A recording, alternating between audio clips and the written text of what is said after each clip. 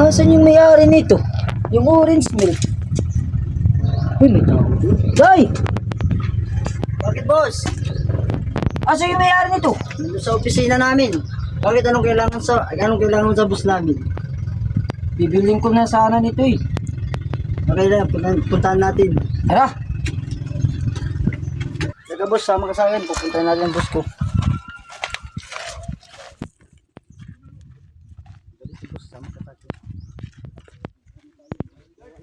Boss, dyan talaga. Tawagin ko lang. Boss! Oh, May naghahanap sa'yo. bakit anong kailangan? May gustong bumili ng orange milk mo. Sige, pasukin mo. Boss, halika dito. Sige, Asan yung may-ari? ito. Bakit anong kailangan mo?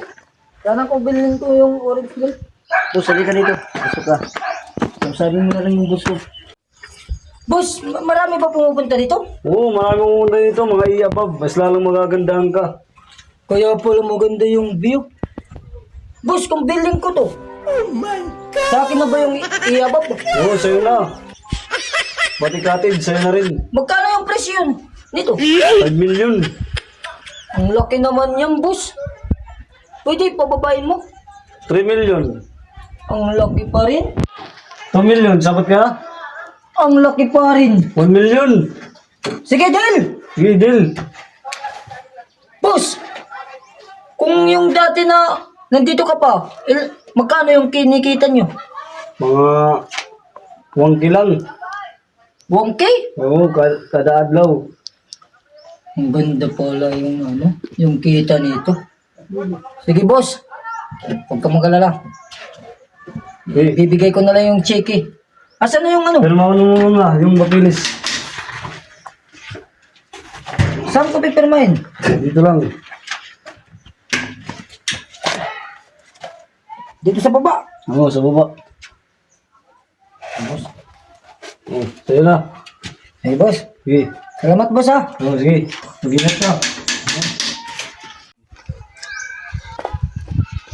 Natupad ko na yung pangarap ko. Nabili ko na yung orange milk.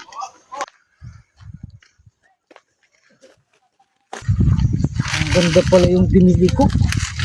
Ang luwag-luwag. Lalagyan ko ng swimming pool dyan. Hindi Dito totoo sa yan. kabila. Hotel. Dito naman sa kabila. Beer house. Ang laki-laki pala. Ganda yun. A few moments later. Sa wakas.